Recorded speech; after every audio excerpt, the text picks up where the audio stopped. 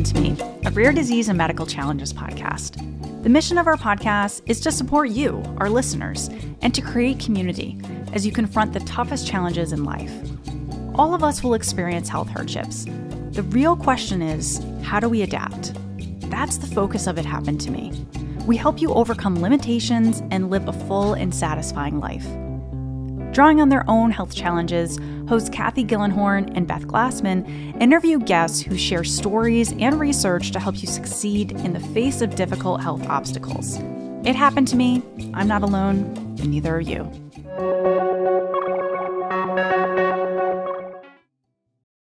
Welcome.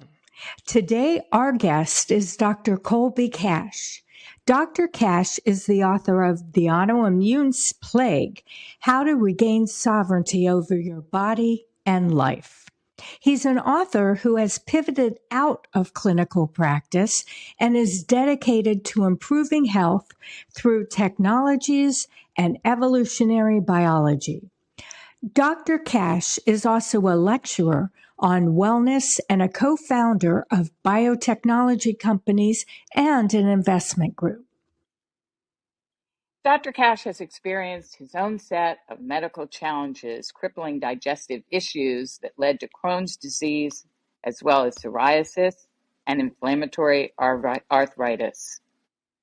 Determined to find the root causes, he has developed a blueprint to combat the wide range of psychological, emotional, physical, and environmental stress factors that contribute to autoimmune disease. In the end, his blueprint gave him back his life. He hopes to share these approaches with others suffering with the debilitating causes of autoimmune disease. Dr. Kash has a Doctor of Chiropractic, a Master's in Applied Clinical Nutrition, and several certificates reflecting his passion within health, wellness, and longevity. Dr. Kash, thank you for being a guest today on It Happened to Me. First, let's start with the basics. What is autoimmune disease? Well, thank you very much, Kathy and Beth, for having me and for that wonderful introduction as well. Autoimmune disease is when your immune system is no longer able to tell the difference between yourself and parts of your body that are not yourself, or from healthy cells from non-healthy cells. And what manifests from this is your body will actually mount an attack against your healthy body cells, cause inflammation, and eventually organ destruction. This could be for singular organs, so in the case of Crohn's disease, just the digestive tract, or an MS, the nervous system, or you could have a systematic autoimmune disease like in the case of lupus. Oftentimes, you'll see secondary symptoms from autoimmune disease that can manifest as low mood, depression, anxiety, weird rashes, and itching, and the symptoms of this sort. Wow. Now, I know there are over 100 autoimmune diseases. What are the most common autoimmune conditions? So the most common is rheumatoid arthritis, which can affect up to 1% of the entire population. This is when the immune system attacks the synovium of your joints, and rheumatoid arthritis patients could expect within 10 years, 50% of them are no longer to work. So it becomes very disabling. Another common autoimmune disease is MS, multiple sclerosis. And what's interesting is the further away from the equator that you get, you see an increase of MS. Crohn's disease is also very prevalent, the highest in Ashkenazi Jews, affecting up to 600 out of every 100,000 Ashkenazi Jews. And then type 1 diabetes, lupus, and psoriasis get honorable mentions as also being very, very common within our population. Dr. Kash, if I can interject for a moment, you mentioned rheumatoid arthritis. Now, the effects of medication for rheumatoid arthritis have been extraordinarily successful.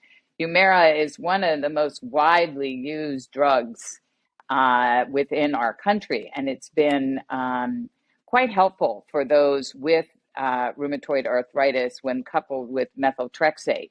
And now, with the advent of Enbrel, patients are able to lead very normal lives. So I just want to interject that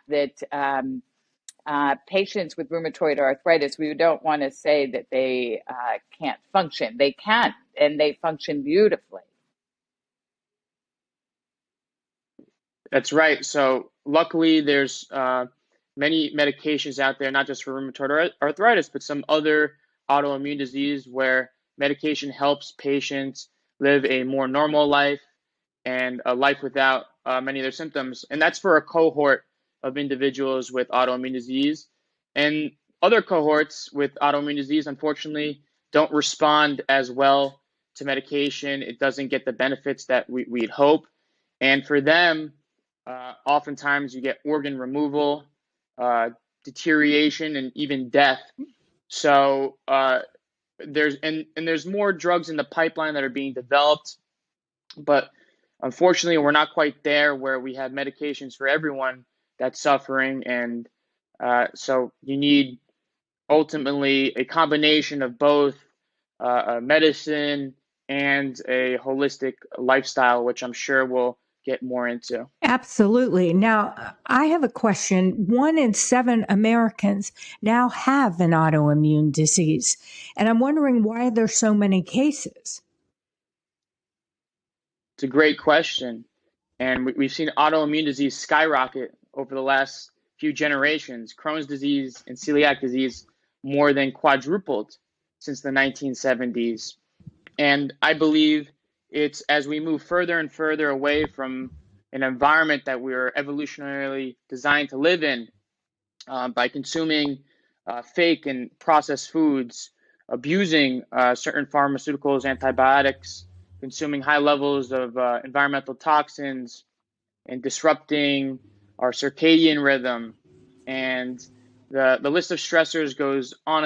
And a lot of these modern stressors are able to turn on gene expression that are associated with disease. So our genetics may predispose us to certain autoimmune diseases, but I think that the evidence suggests that it's the environment that pulls the trigger. And so the dominant theory for why we're seeing such high rates of autoimmune disease now is something called leaky gut syndrome, whereby the gap junctions in our gut that generally selectively allow for nutrients to slip through into the bloodstream now get damaged and a little bit wider and larger. So proteins and particles that wouldn't normally be able to slip through into the bloodstream, and the body treats it as sort of a foreign body, and then you get a heightened immune response from it following a procedure called molecular mimicry.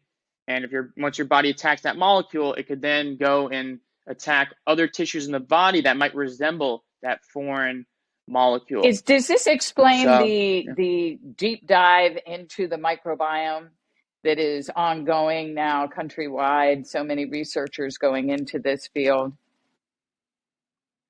Yeah, I think that's an excellent segue.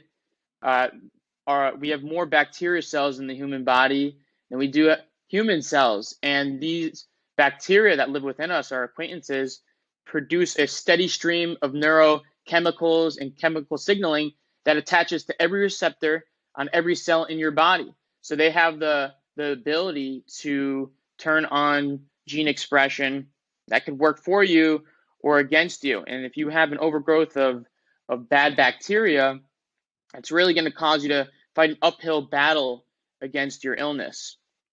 Huh. Well, Now, you also mentioned environmental stresses. What did you mean by that? So it could be categorized in a couple different ways, but I think for one, it is chemicals and heavy metals that we're exposed to at high rates. So for one, plastic products. When you consume, from a plastic water bottle, or from foods that are packaged in plastic, or maybe some that have gotten into our water. Well, plastic acts as a estrogen signaling molecule in the human body, so it could shift your hormone signaling. Perhaps you're using hygienic products that are chock full of different chemicals that we're putting on our body every single day. The list goes on.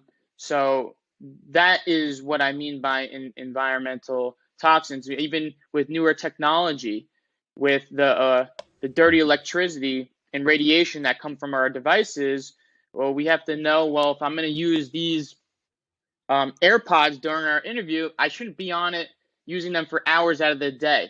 I should have controlled dosages of environmental toxins to make sure they don't contribute to too much stress on my body, because a little bit of stress is a good thing. Chronic stress is when your body is no longer able to keep up on a molecular level of toxic waste building up, and that causes a lot of damage. Huh.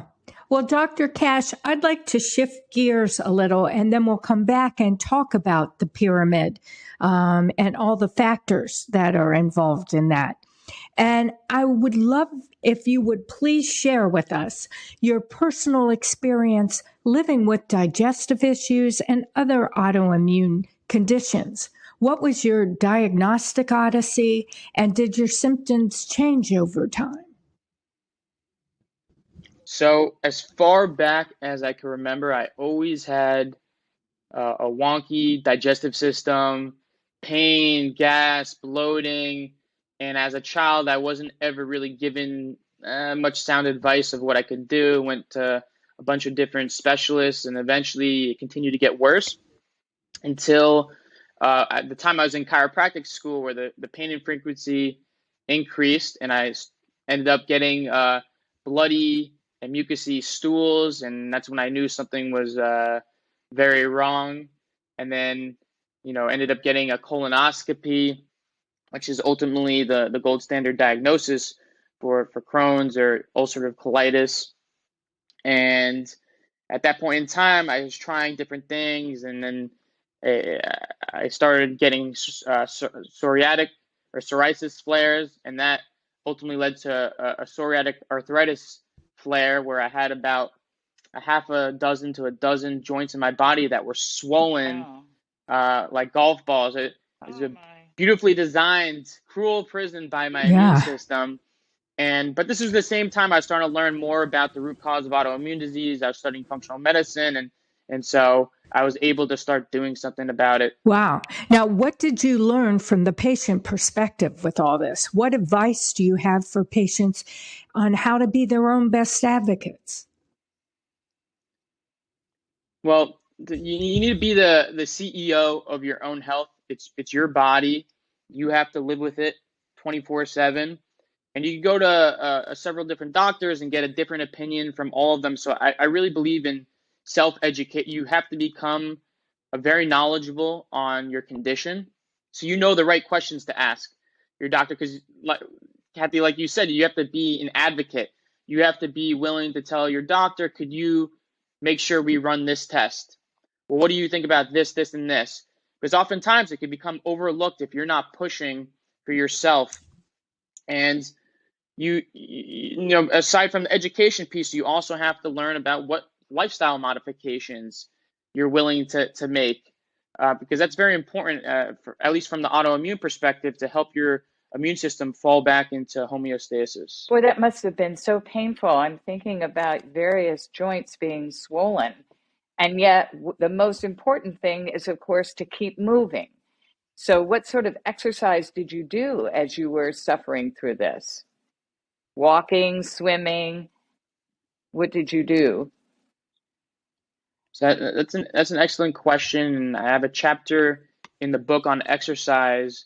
And I did that because, especially for individuals with some type of autoimmune arthritis, regular exercise could be a little bit too stressful on the joint. So if someone's experiencing a flare, movement is a great painkiller, but you want to stay within pain-free ranges of Yeah. motion. So that's for one. So I think swimming is a great exercise for decreasing some of the weight on the joints, but you're still able to move. As far as inflammatory arthritis, is known to decrease bone density. So eventually, when some of the acute inflammation and pain is gone, to do weight-bearing exercises to build up the density of the bones in your joint. And like I mentioned before, acute stress is good on the body. So when you exercise, that's an acute stressor. And as a result of that, your body produces all these internal antioxidants that help clean up some of the cellular waste in the body. And for those that are very, very acute, with maybe the exception of multiple sclerosis, I think sauna therapy is a great way to put a controlled dose of stress on the body and get those internal detoxification pathways moving. And it's been shown to maintain muscle mass even in the absence of a resistance training during those acute inflammatory episodes. You, But it's a contraindicated with MS, so I'll put that out there. I have an autoimmune disease that actually affects my eye. So when you talk about doing your exercise in a way that is healthy and safe, I know that my eye doctor at one point said to me that I needed to keep exercising. That was important, but being on a treadmill would not be safe. So I said, well, then what am I to do? And he said, get an elliptical. Get on an elliptical. And so I did that until a period of time where my vision became worse. And he said, gee, I don't think it's safe. And once again, I said, what am I going to do? And he said, a stationary bike. So I think you're exactly right. Be your best advocate. Ask your doctors. You don't want to stop moving. That is critically important for anyone, unless, as you said, with MS, I mean, where it becomes impossible. But even for someone with arthritis, movement is important. We can't stay solitary. We can't stay still. That the body needs to move. So important to be able to be flexible and have an open dialogue with your doctor to find out what is the best course. Um, Dr. Kash, I just was wondering, why is it that all of a sudden, as you said, all of a sudden your joints flared up? What do you think triggers that, the sudden flare? So, autoimmune disease is a multifactorial equation. It's not like you could introduce one thing and boom, you have the disease. Generally speaking, you're not born with autoimmune disease. You don't have it as a baby. It develops later in life as certain gene expression is turned on. And in the words of Hippocrates, illnesses don't come out of the blue. They are generally developed from small daily sins against nature. And when enough of those sins have accumulated, illnesses suddenly appear. And so I think, I was listing out some of the stressors before, is when you have enough chronic stress build up, and the scientific term for this is allostatic load, which is the term that you have a predetermined threshold amount of stress that the body could handle before these genes we speak about start to express themselves. So it could be the altered microbiome, the pileup of environmental toxins, your poor sleep habits, or even just psychological stress that we have today. And so sooner or later, it will cause a flare up. But I think, as your best advocate, it's important that as a patient of autoimmune disease, or certainly some other diseases, that you have a symptoms journal and you begin to find trends.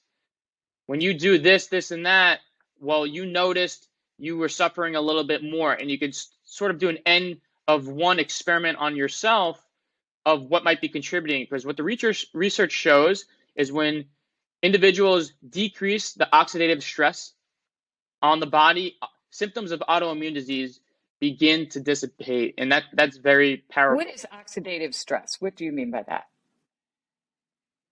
So oxidative stress is stress on the micro level.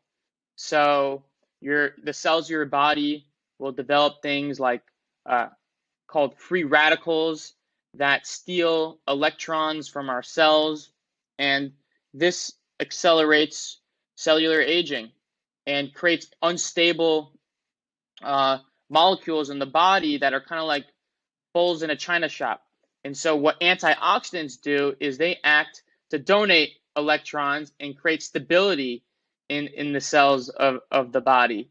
And so again, I'll re-echo it, is an acute stress, although it increases oxidative stress in the short term, it also increases a lot of the antioxidant production. So net, you have less stress after the acute, but chronic stress, when you have these chronic drags over many days and many weeks and months and years, that is when our oxidative stress on a molecular level begins to disrupt our body's ability to clean up the stress, and we fall behind and become sick, ill, etc.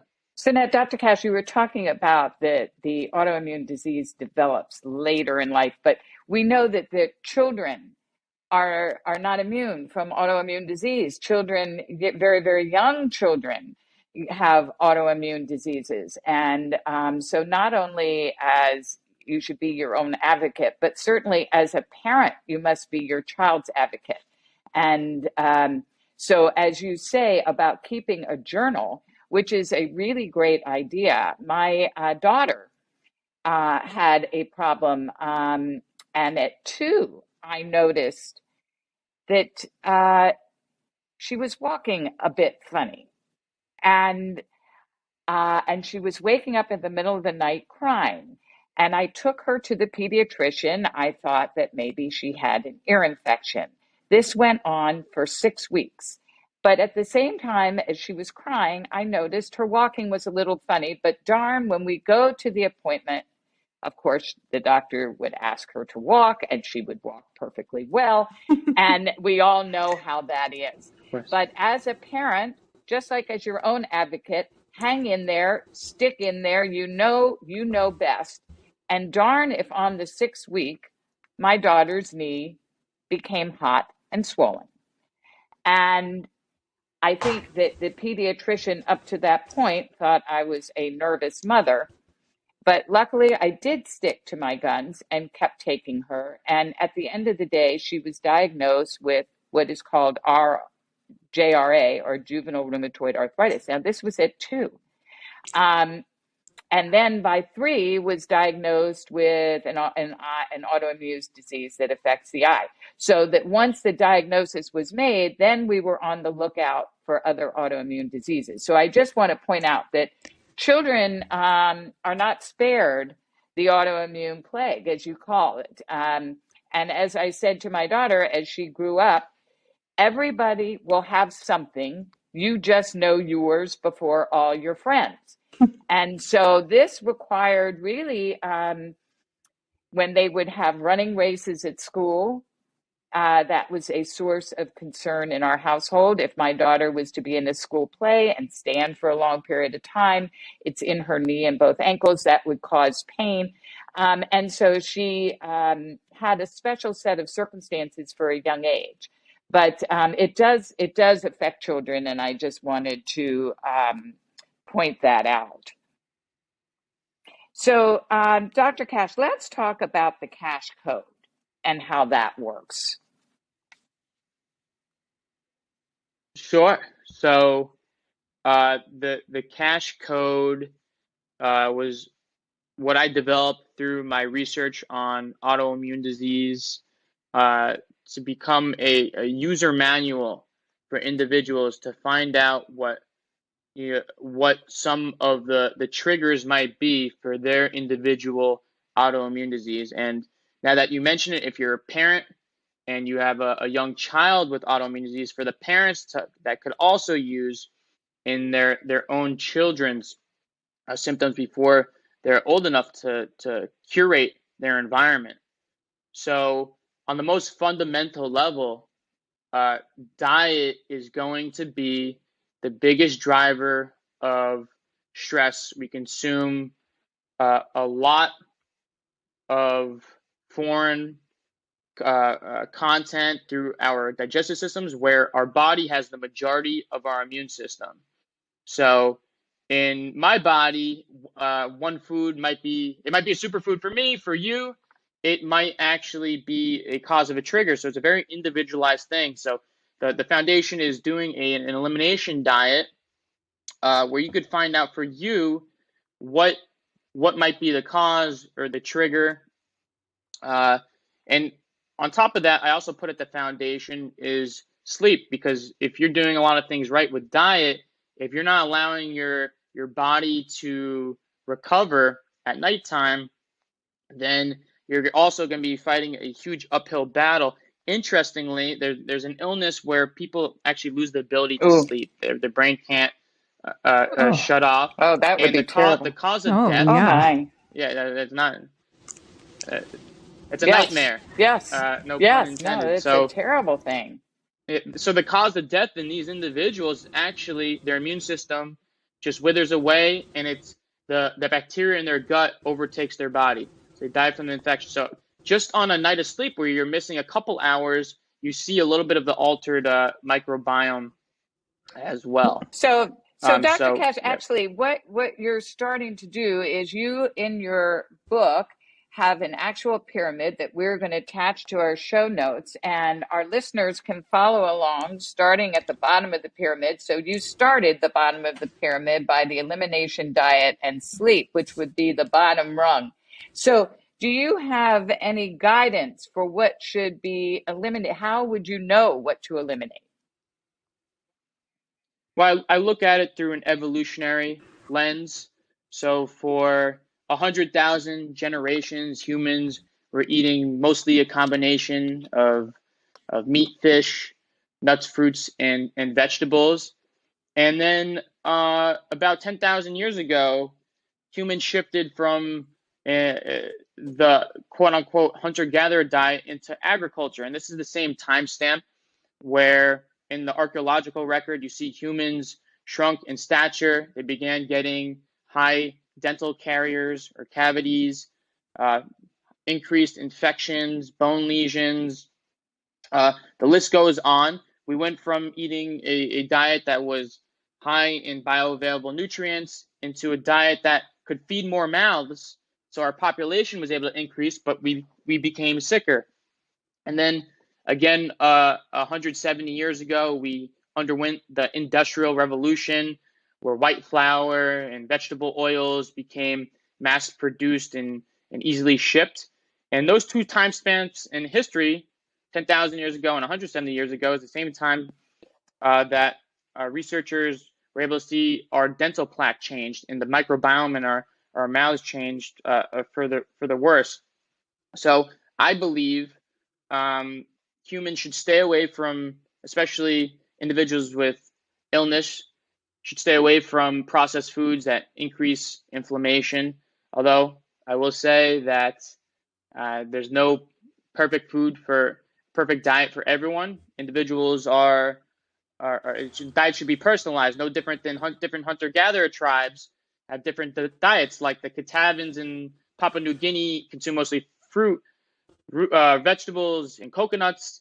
The Inuit in Alaska have a very different diet of mostly saturated fat from seal and whale blubber. Or the Aboriginals in Australia who live mostly on land mammals and reptiles and insects and stuff like that. But the fundamental takeaway is that they're all consuming a whole foods, evolutionary consistent diet. So Gotcha. what would you say would be something to eliminate? Just like throw it out so we can start with something. Okay. You're saying white flour. I heard you mention that. Is that white Yeah. flour? So white flour. Processed food. Like you're saying Yeah. my favorite thing, deli turkey meat. Is that what you're saying? Deli turkey is out. Processed foods. What? Well, I would say from if there's the lowest hanging Right. fruit, it's packaged Right. goods that have been you need a factory to make them, then we probably shouldn't be consuming that. And then you get more and more strict. So one individual with autoimmune disease, and you hear these success stories, they get rid of gluten, and all of a sudden they're in remission. That's great, but I think a lot of people got to go even more deep in their elimination of getting rid of more foods and more provocative factors.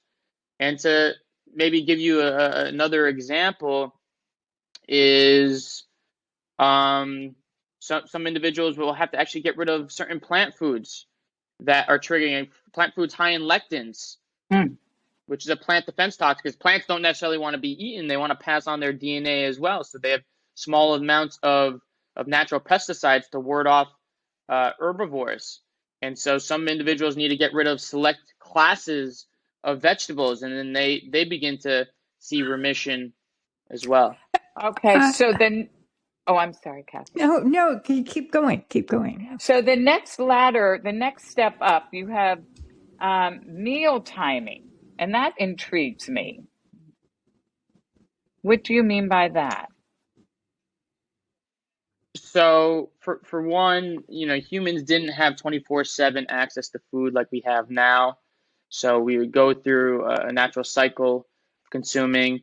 But what researchers have found is we have something called the glymphatic system, which is like the lymph system, but in the brain. And when you consume food shortly before going to bed, your blood goes to your digestive system rather than your brain. Versus if you consume your last meal something like 3 to 4 hours before bed, you have better cellular clean out of the brain. You get into deeper sleep. Another thing that's noted is that when you consume food before sleep, your pancreas produces insulin, and that inhibits melatonin production, the hormone that sets the stage for sleep.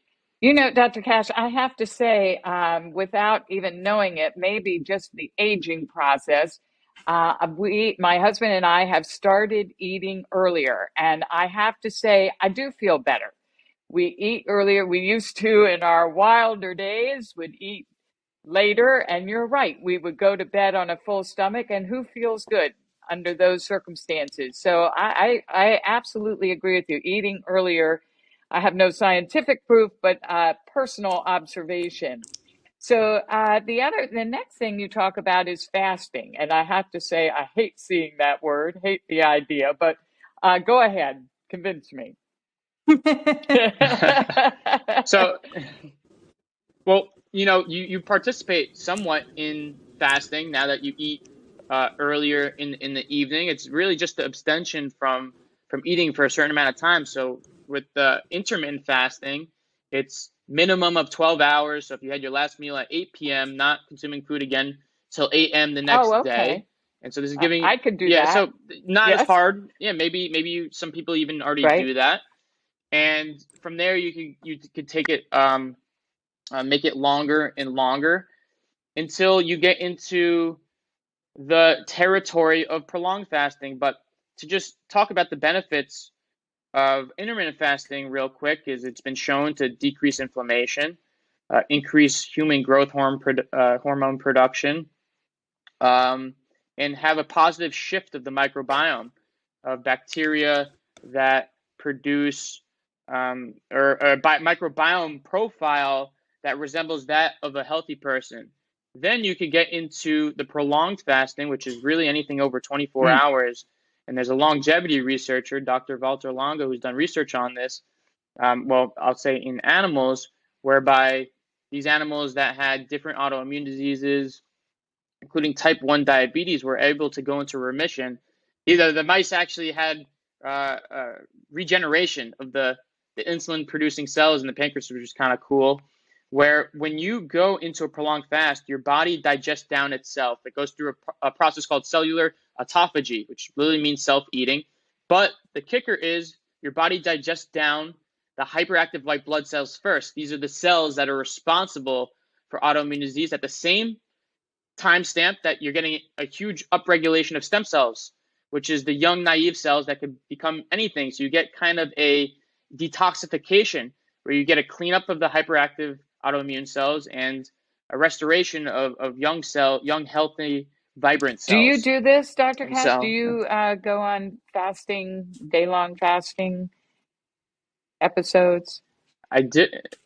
I do. I every January I do a 3 to 5 day Wow. fast, and currently my routine is about a 16 to 20 hour intermittent fast every day. Wow. Well, Wow. you're disciplined. You're very disciplined. So now on the next rung, this is an interesting area of attitudes, beliefs, mediations. And what do you mean by that? So you need to have, well, we'll start with meditation because that goes hand in hand with chronic stress. So if you have chronic psychological stress where your sympathetic, your fight or flight part of the nervous system is overactivated, you're never going to be able to halt that source of stress. So meditation is a great way to learn how to relax and create perspective and wind down in the fast-paced lives that everybody lives today. Next, for mindset and beliefs, is you have to know what they find is individuals that believe and have a life purpose and they believe in a higher power recover quicker from certain illnesses. And then you have to have also the mindset that you're able to do it. You're able to make the lifestyle shifts necessary to help alleviate a lot of your symptoms. So I know with myself is several years ago when I was doing my meditations, I saw I had a vision I would be giving talks and lectures and podcasts like this talking about my story of recovery. And so you prep the nervous system, and it's kind of like the area of manifesting and manifestation, but it's very powerful. You know, this also would go into the area of prayer and faith. This is the Totally. same sort of thing. I'll share with you that I pray at every night, and I find it so whether you're meditating or prayer, I think it does have a very positive influence. However, you want to define it for yourself. It does bring peace and purpose. I totally agree with you about that. I know that it brings me a lot of peace. Um, I wholeheartedly recommend that. So the next rung of the pyramid, of course, is exercise. Um, what more? We've discussed it a little bit. Do you have more to say about that? Yeah. I'd like to leave room for other categories because we did Okay, touch on very that. good. So then we have, what is this? Modalities is the next rung up. Yeah. So modalities is almost like using different technologies to help with our own biology. So one example is red light therapy. Hmm. Red light is a specific wavelength of the light that's in the sun, something like 500 to 700 nanometers. And when the red light interacts with your cell membrane, it stimulates the cells to increase ATP production, which is energy. And it's been shown to decrease inflammation, increase collagen production. And it kind of has that effect on different tissues of the body. So if it's on your thyroid, it could stimulate that. In the males and the testes, it's been shown to increase testosterone production. And so one modality that can be used is like a full body red light panel. Into some people like use other wavelengths of light that go a little bit longer wavelengths like infrared, and that also has the ability to be anti-inflammatory. And so that's one good example. I think I mentioned earlier that in MS patients, that the further away from the equator that you go, you see an increased prevalence. And so for individuals with autoimmune disease that don't have great access to sun There's and this, in the region that they yeah. are, they actually will use some sort of phototherapy where they'll use tanning beds, but not for tanning dosages, like a little bit less of a dose, and they'll get the vitamin D and they'll get the stimulation of in the cells, and so that could be an effective uh, modality as So well. basic sunlight is what you're saying, that of course, with our dermatologists in mind, with adequate sunblock, we don't want to get them mad. We all want to have sunblock on and a hat, but the sunlight is good for autoimmune disease, is what you're saying. Yeah, aside from vitamin D, it Yep. feels good. You're releasing endorphins, and I'm sure a bunch of other chemicals have yet to be discovered. Now, the last word now at the top, and this is labeled experimental. So experimental is stuff where there's some level of evidence, but I don't think it clears what would be an FDA approved treatment. And in biotech, there's a lot there's a lot of different illnesses where there's nothing out there, and the patient suffering that they have the right to try something experimental in order to help them as like a last resort. And so no different than an autoimmune disease where you want to try something on your body. There's some evidence, but there's not enough financing behind that therapy to get a larger body of evidence. So this is stuff like stem cells, although there's a lot more evidence now than even when I began writing the book. And so stem cells has been shown, and you could go onto the government website for trials and actually volunteer yourself for some of these experimental trials.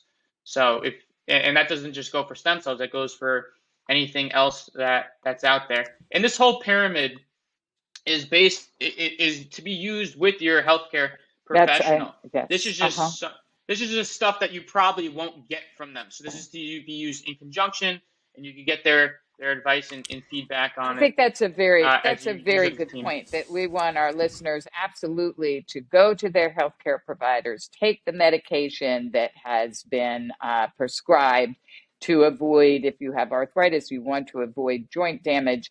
If you have lupus, if you have Crohn's, you want to take the medication that you're being told to take, that this would be an additional step to what they've been told. So it's interesting that autoimmune diseases do seem to run in families. And so, do you have family members with autoimmune disease? And when you were diagnosed, were other members of your family checked for autoimmune disease?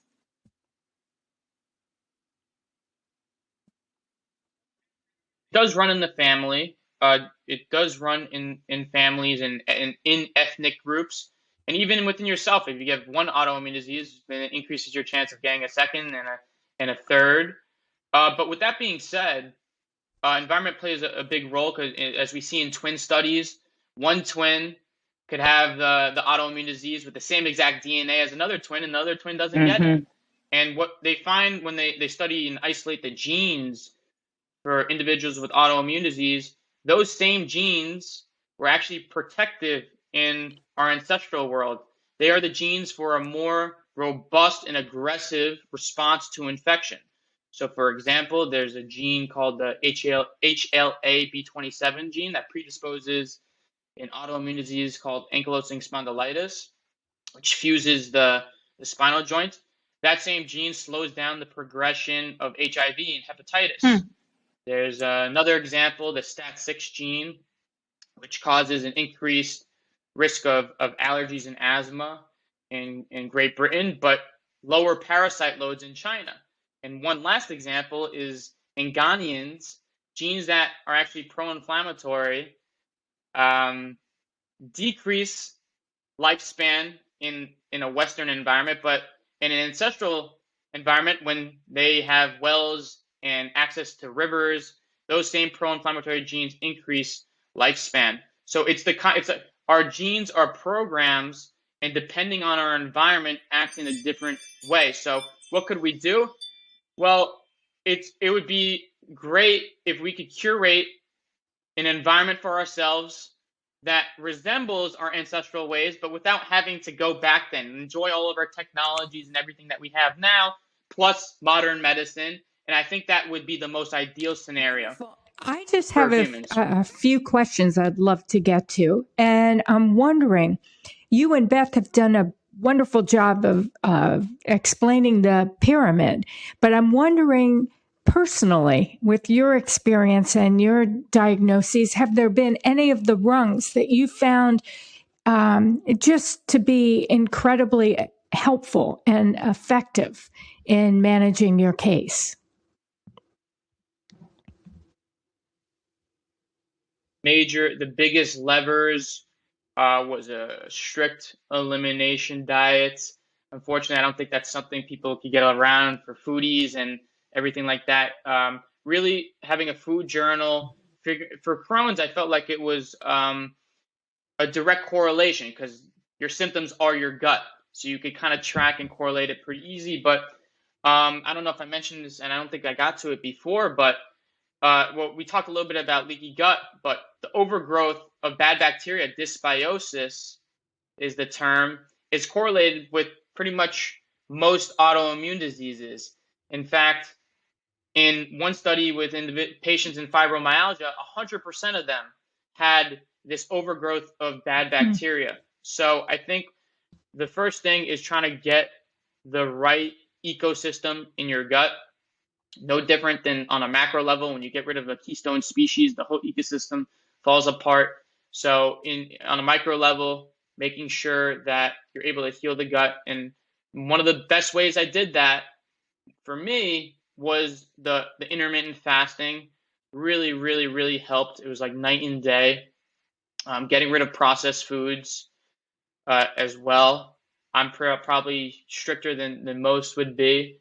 And so and that's why it's the foundation of the pyramid, is because I don't think you could really you can't pray your way out of it and that's it.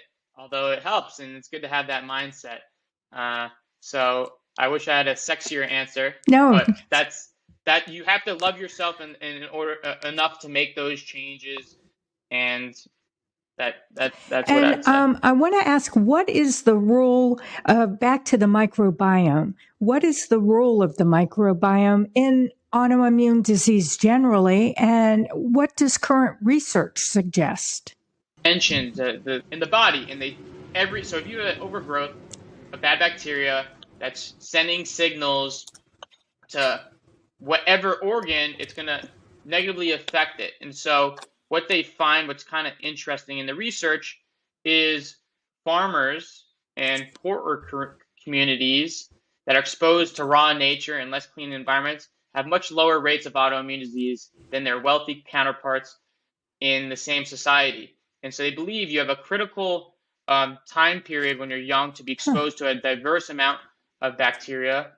So your immune system can kind of learn what's healthy and what's not, so it doesn't overreact. And another point is we're very lucky to have antibiotics. It saves countless lives, but it seems that it could also be abused, and children that are exposed to 7 or more courses of antibiotics have triple the risk of developing Crohn's disease than compared to people that have never taken it. So let's say and another fun fact is those born to cesarean section, babies also have a much increased chance of getting autoimmune disease because they're not exposed to the biome in their mother's vagina as they're coming out. So let's say you were born and this was your upbringing. What can you do now?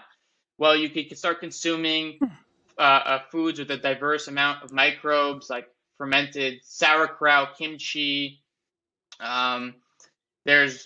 This goes along in the experimental area that we're talking about before, a fecal matter transplant. There's where this is literally when you get a transplant of a healthy stool from a donor. Either you take it in pill form or rectally, and that's been shown to help in certain circumstances. But there's also some research that it showed it didn't. You could take postbiotics, and there's some other strategies as well. Colby, I'm wondering, where can patients go for help with all of this, and where do you turn? So where I learned a lot of all the research that I use on myself today is from functional medicine.